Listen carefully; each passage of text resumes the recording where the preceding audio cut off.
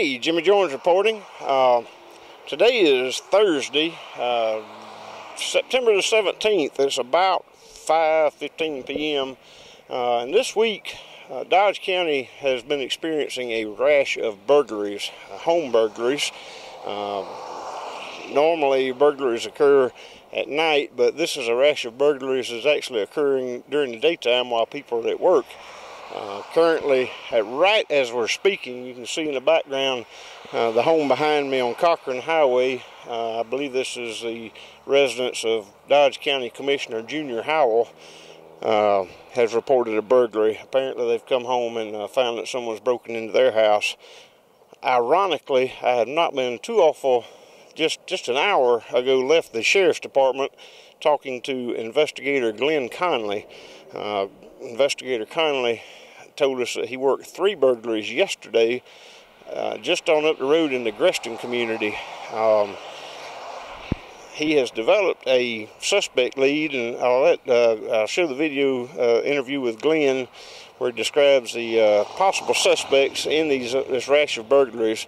Yesterday morning on Tuesday the 16th of September, we had 3 burglaries within a mile apart where guns and electronic devices were stolen.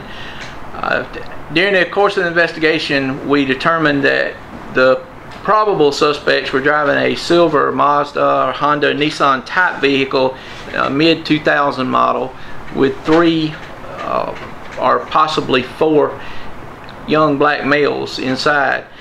But we know there were 3 in Greston yesterday that were directly related to each other, and a couple of more in other places in the county.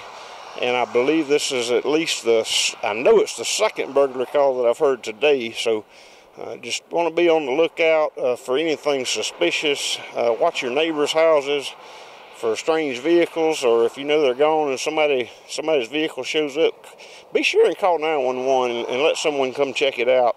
I can tell you from personal experience that the deputies and officers of Eastman and Dodge County will be more than glad to come check out any calls of suspicious people or vehicles at houses.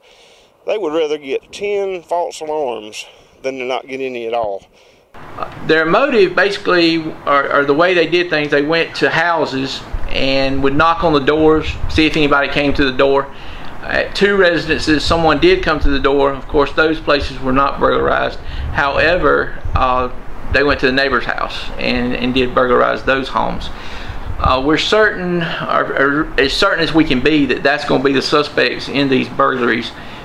We ask that the public, if you see a vehicle matching that description or individuals that you don't recognize in the area, call the Sheriff's Office, dial 911, and let us come check it out. Don't approach these individuals because they're stealing guns, and we do consider them armed and dangerous.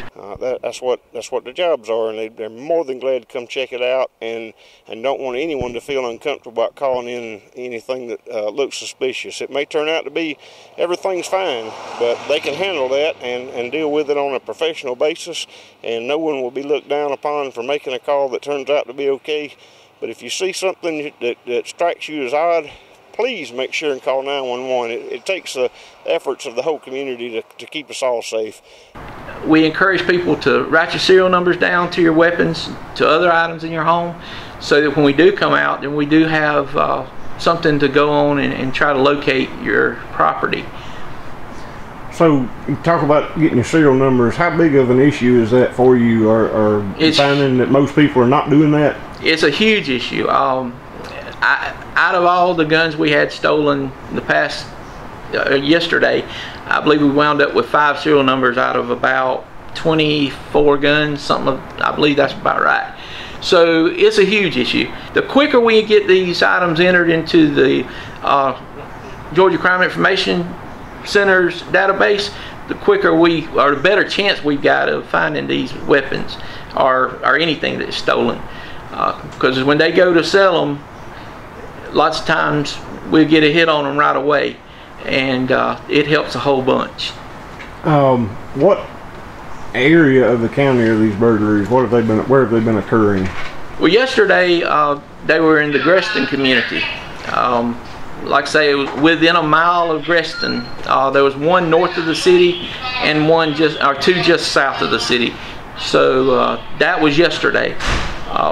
We do have burglaries going all the time. We've had 5 in the last 2 days. That's why vigilance is very important. Community involvement is what's going to help us prevent and catch these people that's committing these crimes in our community.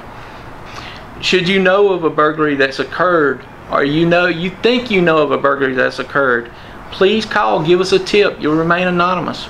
We just want to protect people's property, get people's property back when it's taken from them, and be sure that our community is safe to live in. Have there been any measures taken to maybe try to prevent burglaries? Anything being done different by the sheriff's department to combat these problems?